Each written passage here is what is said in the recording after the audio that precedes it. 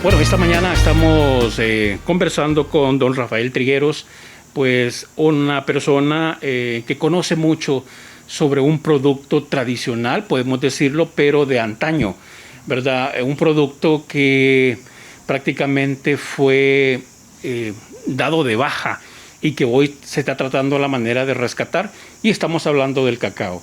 Don Rafael nos va a contar un poco sobre la historia de este cultivo que pues ahorita pues ustedes están buscando la forma de seguirlo expandiendo y que este producto crezca en el mercado nacional y por supuesto en el mercado internacional. Don Rafael, bienvenido a Diálogo en América. Bueno, muchísimas gracias por acompañarnos. Va a ser un placer tener una charla amena sobre un cultivo muy interesante como es el cultivo del cacao. Me pregunta de historia, si quiere empecemos por la historia. La historia del cacao en El Salvador y en Mesoamérica es bien importante porque el origen del cacao es mesoamericano. Cuando no existían los países Guatemala, Honduras, El Salvador, México, todo era el mundo maya mesoamericano. Ellos son los que domesticaron este cultivo, el cultivo del cacao. Quiere decir que ha estado aquí en estas tierras por más de 3.000 años. Cuando los españoles arribaron a lo que es ahora El Salvador, en el año de 1521 más o menos, estaban buscando plata, oro, que eso es lo que habían encontrado en México y en Guatemala, y aquí no encontraron nada de eso. Lo único que encontraron fue esta riqueza, que es el cacao. Había más de 10.000 manzanas, se calcula en esa época, en la zona de los Izalcos, cuando Pedro de Alvarado entró por esa zona en esa época, y era la riqueza. Los españoles no conocían el cacao porque ellos no lo han cultivado, pero vieron que los pueblos originarios lo tenían de gran valor, era su moneda. Entonces empezaron a ver sobre el cacao, las propiedades, las ventajas, y así comenzó el comercio del cacao al continente europeo, saliendo de 3 zonas primordialmente: Soconusco en México, Suchitepeque en Guatemala y los Izalcos en El Salvador. Esas eran las áreas primordiales de producción de cacao en esa época, en los 1500. Eso se llevaba a México, que era Nueva España, como usted sabe, no se llamaba México. Y la cosa de historia que es bien interesante, en El Salvador el cacao ha tenido un papel bien importante. Usted sabe que fue nuestro primer producto de exportación. O sea, lo primero que salió exportado de estas tierras a otros lugares, en este caso a Europa, fue el cacao, y por eso se creó el puerto de Acajutla, porque los españoles de ahí sacaban el cacao a los puertos del Pacífico de México o Nueva España, y de ahí lo mandaban, cruzaban y mandaban a Europa. También de ahí nació la ciudad de Sonsonate, que se llamaba la Santísima Trinidad. ¿Por qué? Izalco sí existía, pero los comenderos, porque no eran productores los españoles, eran comenderos, eran los que comercializaban este cacao, lo establecieron 7 kilómetros más abajo, que es la Santísima Trinidad de Sonsonate, que es ahora Sonsonate. Entonces hay bien interesante que 2 asuntos que existen ahora en el país viene del origen del comercio del cacao. 10.000 manzanas, se me dice, ¿qué pasó? Que ahorita no hay casi nada. Creo que va a ser su segunda pregunta. Esa era una de mis preguntas. Bueno, tradicionalmente, pues nosotros hemos venido conociendo nuestra cultura, el cacao. En los últimos años ha tomado apogeo en cuanto al cultivo, en cuanto a la expansión y todo eso, pero ¿por qué este producto no fue de mucha importancia para los gobiernos? Bueno, le cuento, sí fue de importancia, pero en esa época. Acuérdese que era la única riqueza que había acá. Hay cosas bien curiosas. Por ejemplo, si usted va a Izalco, hay una campana bien grandota en una de las iglesias que le regaló el emperador Carlos V a su provincia, que le daba mucha riqueza. Ellos no venían a América, pero sí la provincia le daba mucha riqueza. ¿Por qué? Por el cacao. Y regaló, ahí está esa campana, es una campana inmensa que regaló porque era una de las provincias que más riqueza le daba. Entonces, ¿qué pasó con esto? La explicación está en el mismo Izalco. Usted voltea a ver un poquito hacia el lado del pueblo y ve un volcán que se llama el volcán de Izalco, que es el volcán más joven que hay en América. Ese empezó a hacer erupción en el siglo de los 1700. Y como usted sabe, todo lo que sube tiene que bajar. Todas las cenizas y erupciones que hizo ese volcán bajaron y quemaron la mayoría de esas 10.000 manzanas que estamos hablando abajo. Hay documentos en tiempo de los españoles, que era una cosa que ellos escribían todo, donde le piden a los pobladores de esas zonas que por favor vuelvan a sembrar cacao, porque era la única riqueza gracias a las erupciones del volcán. Usted sabe que el volcán empezó a hacer erupciones en los 1700 y terminó hasta los 1960 y algo. O sea, pasó 200 años haciendo erupciones. Eso fue lo que eliminó las plantaciones, porque la de Suchitepeque todavía existen y la de Soconusco todavía existen, que le comenté al principio de la historia que eran las 3 polos grandes de cacao, pero el Dizalco lo destruyeron las cenizas del volcán Dizalco y está documentado por las escrituras de los españoles. ¿Qué pasó? Los españoles no sembraban, eran los pueblos originarios, de los cuales les pagaban casi nada, era casi esclavitud, entonces no quisieron volver a sembrar el cacao. También pasó un evento importante, fueron varios eventos que llegó a la casi eliminación de esto. En esa época había como 200.000 habitantes en esa zona, pero los españoles traían enfermedades que los originarios no estaban preparados su organismo. Sarampión, viruela, todas esas cosas, y se bajó la población de 200.000 habitantes a casi el 10%, o sea, 20.000. No había gente que lo cosechaba o que lo produciera, no les interesaban a los que quedaron seguir en eso porque no tenían ningún beneficio, y los españoles nunca aprendieron a producirlo, ellos solo aprendieron a comercializarlo. Entonces, ¿qué fue lo que pasó? De ahí mismo salieron los cacaos a Sudamérica, como Ecuador, que teníamos el puerto de Acajutla, y empezaron las grandes plantaciones en Sudamérica. Y los jesuitas lo llevaron a Venezuela. Entonces, pero los originarios del cacao en Latinoamérica fue lo que lo domesticaron los mayas, y las grandes plantaciones en los 1500 era sur de México, el Pacífico de Guatemala y la zona de los Izalcos. Y se destruyó la parte de nosotros por un fenómeno natural que fue el volcán de Izalco, y por las plagas o las enfermedades que los españoles introdujeron a la población originaria, que no tenían resistencia a eso y se quedaron sin gente. Esos son en realidad por qué se destruyó. De ahí me dicen los gobiernos, también tiene razón. De eso estamos hablando de los 1500, al comienzo de la colonia. Ya para los 1821 casi no había cacao en el país, porque se introdujo el añil y posteriormente la caña. Y después vino el café. Vamos a hacer un pequeño corte comercial, don Rafael. Vamos a irnos a nuestra primera pausa comercial y regresamos en un momento para que don Rafael nos cuente pues esta parte ya actualizando la parte del cultivo del cacao. Ya regresamos.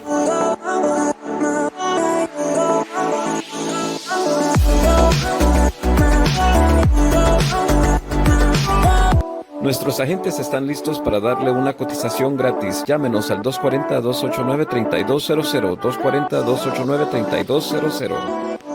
Megamart Chillum, con mejores especiales, mejores ofertas, más de 50,000 pies cuadrados de productos, un mega parqueo. Ahora estamos en el 2441 de la Chillum Road, en el Chillum Shopping Center. Ahora te esperamos en Megamart Chillum, porque somos los mismos. Usted que vive en el extranjero, lo invitamos a que conozca el lugar de más plusvalía para invertir el fruto de su esfuerzo en el mejor lugar de Escuintla. Lotificación Alto de Premier. Por solo $115 al mes, sus hijos pueden jugar en nuestras áreas verdes y canchas deportivas. Los fines de semana disfrute del área de las pozas naturales. Todo esto y más en Alto de Premier, kilómetro 52.5, carretera a Palín. Bueno, gracias por estar en nuestra sintonía en Diálogo en América. Estamos regresando con don Rafael Trigueros, pues que nos está contando un poco sobre la historia del cultivo de cacao. Vamos a continuar con esa interesante historia, don Rafael. Ok, el cultivo del cacao en El Salvador me estoy especificando, porque en otros lugares sí continuó y hay plantaciones muy antiguas. Ok, entramos ya a la época de la colonia, 1821 para acá. El cultivo del cacao era mínimo en el país, siempre había en Izalco. Inclusive en nuestra finca hay plantaciones antiguas de cacao, de las originales, pero muy poca cantidad. Y en esa época el comercio agrícola no estaba enfocado al cacao, sino que más que todo primero el añil, después la caña de azúcar y posteriormente entró el café. Entonces, esos eran los intereses que los gobiernos y las gentes que trabajaban en la agricultura en esa época se enfocaban. No volvieron a ver al cacao y lastimosamente porque es nuestros orígenes. Quedaron uno que otras fincas regadas ahí. Como le comenté, en unas partes en Izalco se puede encontrar, Nahuizalco, Caluco, fincas antiguas, en Usulután también hay fincas antiguas, pero no los volúmenes de cacao que se producían anteriormente y que se llegó a expandir en Latinoamérica. Bueno, nuestra tierra, prácticamente estamos hablando de la zona occidental del cultivo del cacao, pero todo el país es digamos, bueno para poder cultivar el cacao. Sí, como le comenté, Usulután no es occidental y sí hay buenas plantaciones de cacao. Sé que hay plantaciones en San Miguel y otro lado. El cacao se puede cultivar de prácticamente 100 metros del nivel del mar a 800, siempre que haya buenos suelos. Y en generalidad el país tiene buenos suelos. Hay algunas zonas barrialosas que no le va a producir, pero sí se puede cultivar. Y por ende, hoy, en estos últimos años, se ha promovido la siembra un poquito mayor del cacao para lo que usted comentó al principio, el renacer, le decimos nosotros, del cultivo, porque no es introducir un cultivo nuevo, es renacer de algo que siempre tuvimos acá y que hay fincas antiguas como Cuyancúa que siempre ha tenido cacao. Una curiosidad sobre este tema, dentro del café y el cacao, le dieron los gobiernos o digamos los finqueros la prioridad al café en vez del cacao, o qué es lo que pasó acá? Es una pregunta bien interesante porque si usted sabe, el café es originario de África y ahora América Latina es el mayor productor de café del mundo y el cacao, como ya le expliqué, es originario de América. Y ahora el mayor productor de cacao del mundo es África. Se cruzaron los cultivos. Wow. Entonces, los orígenes no necesariamente quiere decir que allí es donde se produce más. El café en aquella época, finales de los 1800, principios de los 1900, tuvo bastante auge por los precios altos. Entonces se promovió bastante el café, no solo en El Salvador, en muchos países de Latinoamérica. Lo interesante del café y el cacao que se cultivan en la misma franja del mundo, en las mismas latitudes. Entonces son cultivos bastante similares, requieren de sombra. Las altitudes difieren. El cacao necesita para hacer buena calidad más altura, el café, el cacao no. Pero los dos cotizan en la misma forma, en las bolsas de valores de Londres y de Nueva York, o sea, la comercialización son iguales. Los volúmenes de que se mueve de café y de cacao son similares a nivel mundial. O sea, lo que pasó ahí es que no teníamos nosotros las plantaciones de cacao, por lo que ya le expliqué. Los otros países como Guatemala, México y Sudamérica, que creció un montón en cacao, tenían las plantaciones. Y aquí se introdujo un cultivo que en ese momento era rentable, que era el café, y le dieron prioridad de los gobiernos, de los agricultores, de todo tamaño, porque hay cafetales pequeños como cafetales en aquel entonces había grandes, ya no hay cafetaleros grandes ahora. Entonces eso fue lo que pasó, fue modificándose los cultivos. También se perdió el añil. Antes del café era el añil, y ahora que ya no hay ni añil, que ya no hay casi café porque está en crisis, ahorita el auge es la caña. Entonces eso va cambiando dependiendo el mercado y las condiciones de cada época. No quiere decir que es mejor uno que el otro, sino que los suelos son adecuados en el país para los tres cultivos que le he mencionado, pero las condiciones económicas y las condiciones sociales van amalgamando para ver cuál es el que repunta en esa época. Como le digo, cuando aquí había un montón de cacao, no existía café. Ahorita que el café está entrando en crisis, están volviendo a producir cacao. Es interesante, creamos una cooperativa en el 2009 que se llama Escacao, y la mayoría de miembros de esa cooperativa somos ex cafetaleros, aunque yo sí siempre tenía cacao. Quiere decir que la gente va buscando alternativas, se va acomodando a las condiciones de mercado. Actualmente el café tiene varias crisis, esta es una de ellas, y el cacao tiene auge ahorita, auge a nivel el país y auge de precios estables a nivel internacional. Hablando siempre en este contexto, el cacao, según lo que yo he ido viendo dentro del desarrollo y los reportajes y que hemos andado en varios lugares, últimamente ha tenido, ¿cómo le puedo decir?, esa etapa de proyectarlo, de que la gente empiece a cultivarlo? El mismo Ministerio de Agricultura, la Escuela Nacional de Agricultura, también he visto que está metido en esto. ¿Cómo, digamos, esto ha ido evolucionando, ya que usted cuenta con su plantación de cacao? Como le comento, van cambiando, depende de las condiciones de las épocas. Como otros cultivos están en crisis por diversos motivos, una alternativa es el cacao, que es originario de nosotros, que ya lo hemos tenido. Entonces muchas instituciones, llámense gubernamentales, ONGs que han ayudado, AID también ha dado fondos para eso, y nosotros los agricultores que hemos estado en cacao le hemos metido más énfasis a renacerlo. Algunos se han hecho en buena forma, otras no se han hecho tan bien como en todo. Algunos ya estamos exportando, otras se quedaron a primera etapa porque solo esperaban que les regalaran. O sea, demen, así no funciona nada. Usted tiene, que viene el regalo, pero tiene que meterse de lleno en ver los problemas, solucionarlos y salir adelante. Entonces hay una gama bien grande de proyectos. Algunos que se han quedado con solo regalar las plantas y ahí están. La gente no sabe qué hacer con sus plantas, no le han dado asesoramiento, no han dado seguimiento. Hay otros que sí se han metido más de lleno y han logrado sacar producciones, se han montado algunos beneficios. Esa es la parte de transformación para que llegue a esto, para poderlo elaborar como chocolate o exportar. Y hay algo otros que ya logramos trascender y ya estamos exportando. En el caso de nuestra finca a Europa, allá tenemos, gracias a Dios, una empresa familiar que es la que comercializa nuestro producto, hace el cacao, el chocolate allá, es mi hijo, y lo distribuye a toda Europa. Logramos hacer desde la siembra acá hasta llegar al consumidor final en Europa. Logramos cerrar eso. Eso cuesta un montón de años de trabajo y un montón de trabajo y esfuerzo.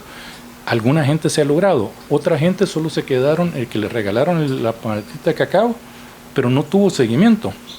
Entonces, lastimosamente, ahí está, ya no pasó de eso. Entonces, hay de todo.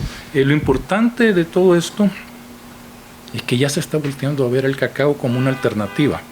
Como todo en el mundo hay problemas, pero ya se está volteando a ver este producto, que es nuestro producto original de acá, primer producto de exportación, ya lo estamos volviendo a retomar y ya hay ejemplos que se están exportando y que hay buenas producciones también en el país, algunas fincas, no todas. Cuando usted me habla de exportación, en este caso, pues por decirlo así, para usted como agricultor, es diferente porque también allá hay un referente que es su hijo, como dice, ¿verdad? Y puede exportar, pero ¿cómo hace aquel agricultor que quiere llevar este producto y que se quiere meter en el proceso de exportación? Le comenté de la cooperativa, ¿va? Sí. Esa es una solución. O sea, por eso también creamos la cooperativa. ¿Por qué? Porque en conjunto se hace mejor. Para llenar un contenedor de cacao uno solo es difícil.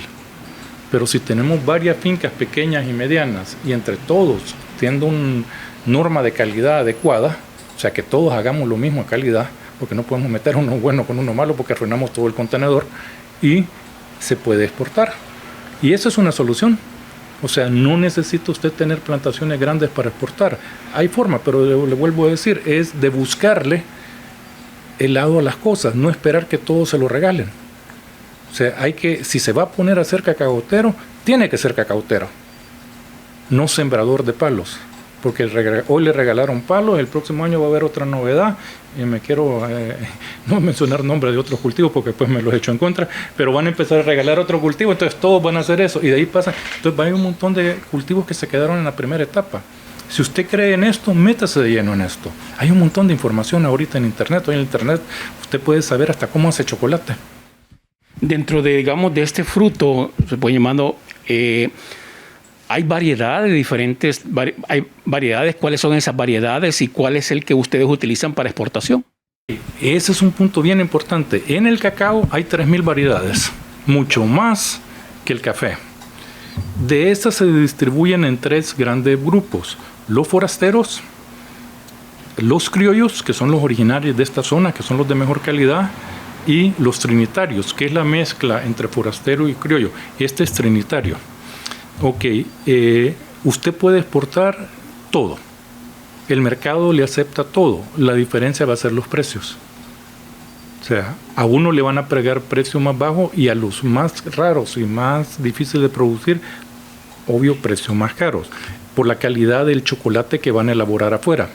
O sea, el chocolatero fino va a querer un cacao fino para poder tener un producto final de buena calidad. Entonces, esos son las líneas que nosotros manejamos, que son los cacaos trinitarios acriollados, que tienen alta cantidad de criollo.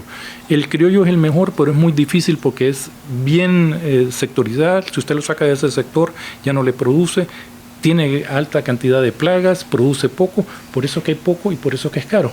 Si se produciera un montón no fuera tan caro, pero a la mezcla del forastero con el criollo se salió el trinitario, que tenemos las altas producciones y guardamos la calidad del criollo. Este es el que exportamos. Cuando yo le dije que le regalan palos, es importante saber la variedad que usted tiene, porque lo que usted siembra ahorita es lo que va a cosechar. Y no va a poder lograr precios de cacao fino de aroma, así se llaman eso, si sembró un cacao que no era fino de aroma. Entonces, por eso hay que hacer las cosas bien desde un principio. Sí se ha sembrado cacao fino de aroma en el país, sí tenemos cacao criollos en el país, pero no todas las plantaciones. Entonces, hay que meterse de lleno. Si usted se va a meter a esto, métase de lleno. Averigüe cuáles son los cacaos finos, cuáles son los cacaos criollos, cuáles son los cacaos que su mercado quiere llegar. Si quiere llegar a un mercado bulk, se llama, que es donde están los Hershey, los M&M, tiene que competir con el montón de producción de África. Ahí es donde mayoría son los forasteros, donde mayoría se produce, pero no va a tener un precio muy alto. Lo puede vender, pero si se quiere llegar a los chocolateros europeos, que es nuestro mercado, que son chocolateros que obtienen un valor mayor a su producto por cacao fino, entonces siempre desde el comienzo variedades que le den cacao fino. No sé si con eso le aclaro. Okay. Bueno, estamos conversando con don Rafael Trigueros, pues acá en Diálogo en América. Vamos a hacer nuestra segunda pausa y última dentro de esta entrevista. Volvemos en unos momentos. Aquí en López & Company somos expertos en la preparación de taxes, contabilidad y payroll para cualquier tipo y tamaño de empresas y organizaciones. Llámanos al 703-335-1659 o visítanos en www.lopezandcompany.com. Paula es una persona exitosa porque prefiere harina más sabrosa. Siempre desde mi cocina utilizo harina más sabrosa, la mejor harina para mis tortillas. Ya muchos están buscando la harina más sabrosa. Es suave, fácil de mezclar y la mejor para preparar tus platillos con harina 100% natural. El éxito de tus comidas es cocinar con harina más sabrosa. El sabor de tus recuerdos. Fotoestudio Familiar en Washington, D.C. le ofrece retratos para toda ocasión, restauración de fotos antiguas, fotos para pasaporte, fotos de graduación, fotos de primera comunión, fotos para 15 años y bodas, fotos para su menú o proyectos empresariales. Visítenos en el 3501 14th Street Northwest, Washington, D.C. Para reservar, llámenos al 301-379-4910.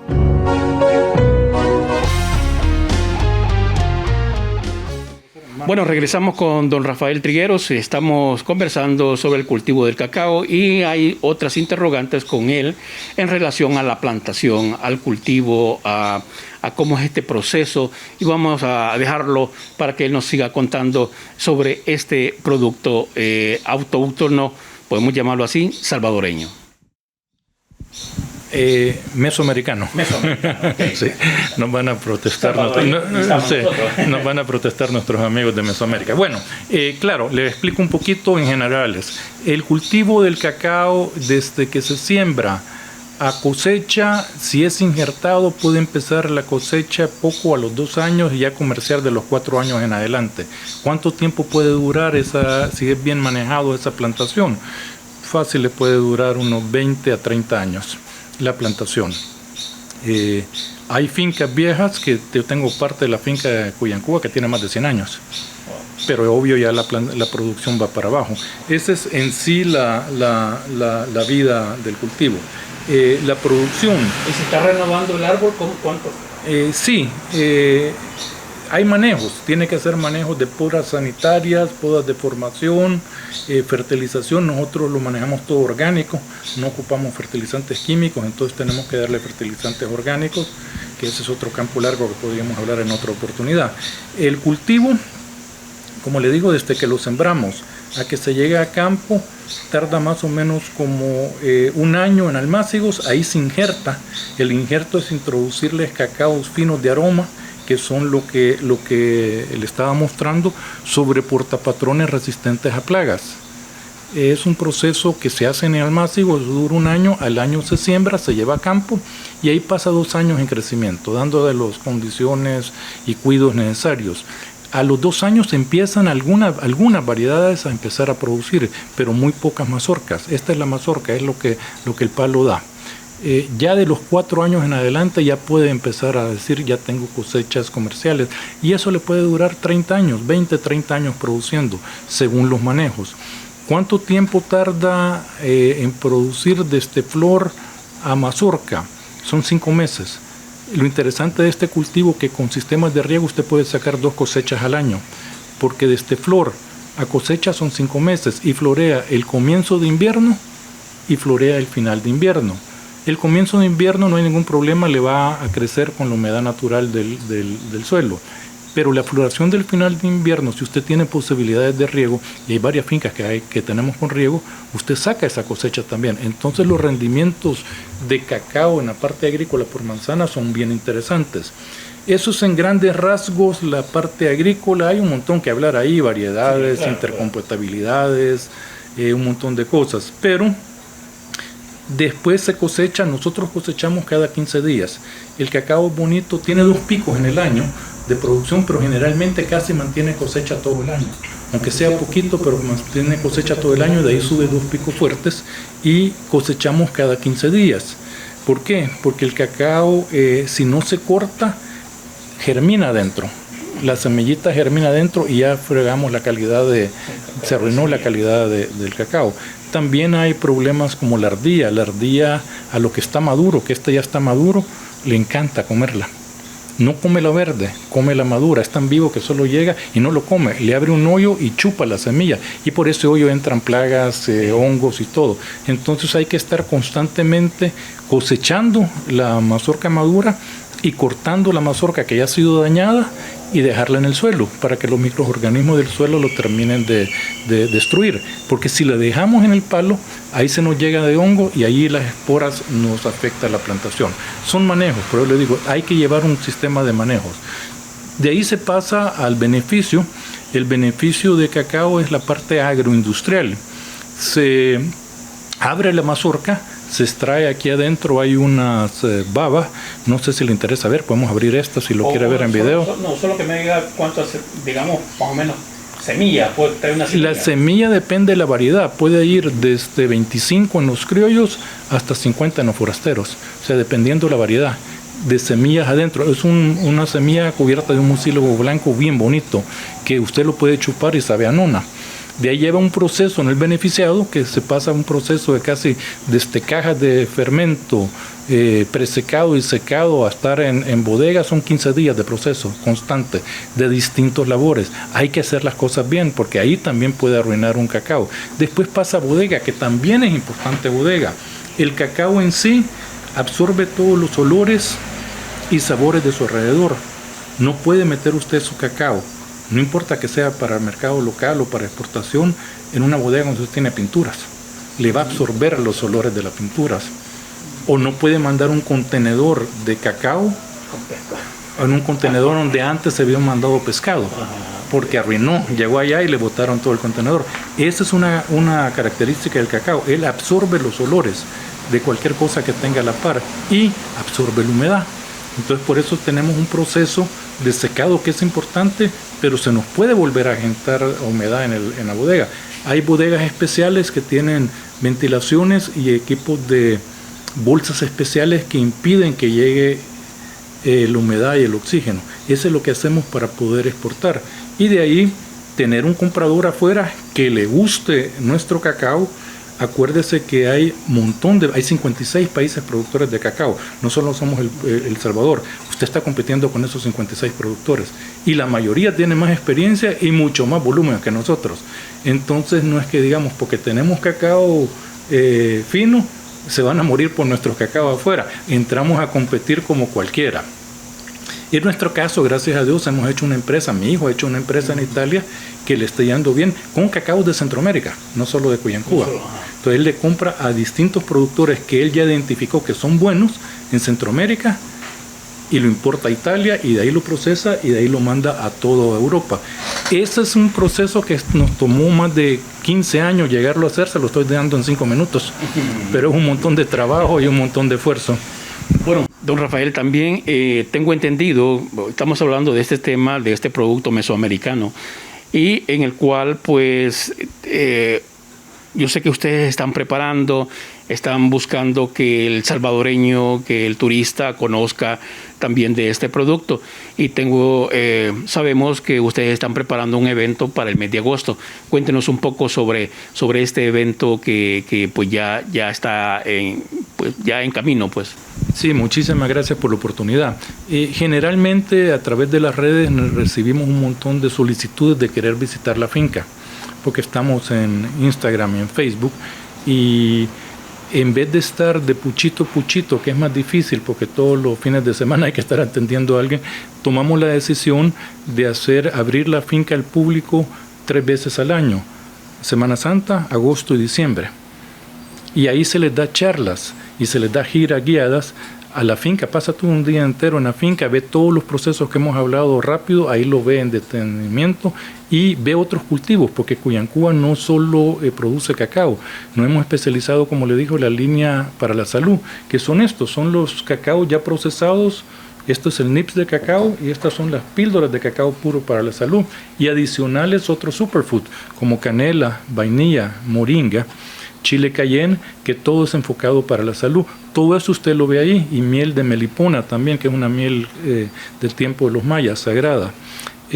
Se abre esos veces al año, y hoy tenemos el próximo, es el 14 de agosto, en Finca Cuyantúa, esto estamos en la parte de Tecosol, y se abre al público, y es bien bonito porque la gente interactúa, o sea, oye las charlas, si tiene alguna duda, pregunta, y ve las plantaciones, y termina en el beneficio de exportación. Entonces es un día bien educativo para la gente que le gusta todo este tipo de cultivos, no solo cacao, la finca la mayoría es cacao, pero tiene otros superalimentos, y ya lo tenemos varios años de estar haciendo, y preferimos mejor coger un día específico, en este caso en esas épocas que son cuando vienen los amigos, hermanos lejanos de afuera, pueden visitarnos, o sea, ir a conocer una finca de cacao es interesante. De café estoy seguro que varios conocen, pero de cacao no muchos, tecnificada, y que ya estamos exportando, o sea, y además con un plus que tenemos los superalimentos ahí.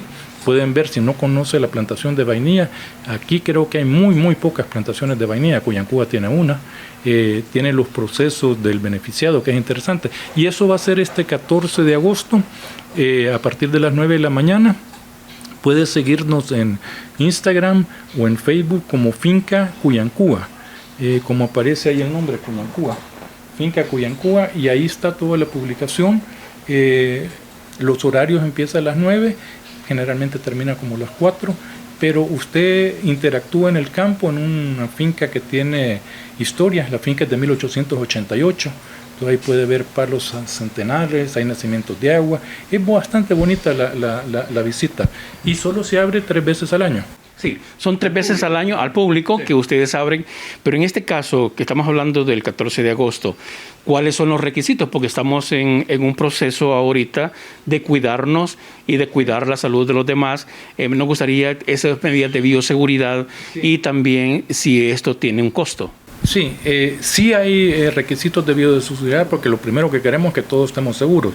Es abierto, o sea, usted está abierto allí, no está encerrado en un salón, está abierto, y eso es una ventaja.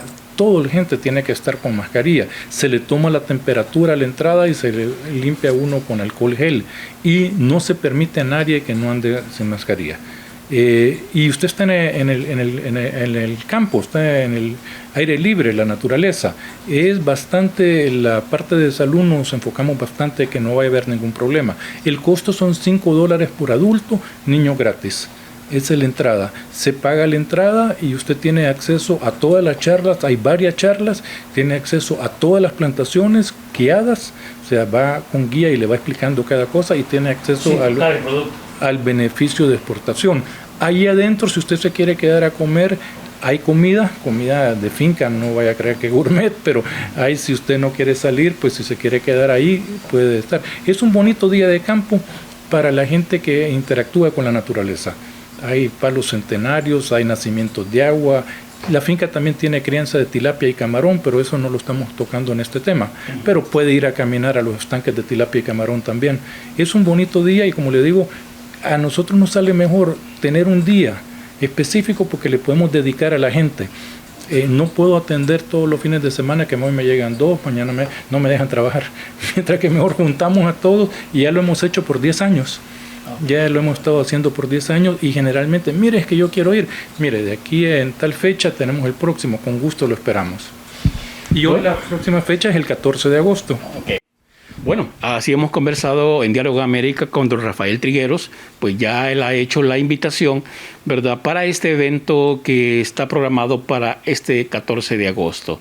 Así que, pues, gracias, don Rafael. No sé si tiene algo más que agregar a nuestros televidentes. No, agradecerle a ustedes que son los vínculos para que conozca la gente qué es lo que se está haciendo aquí en El Salvador. O sea, ustedes son importantísimos para que la gente conozca las distintas actividades que se están haciendo que no son muy conocidas.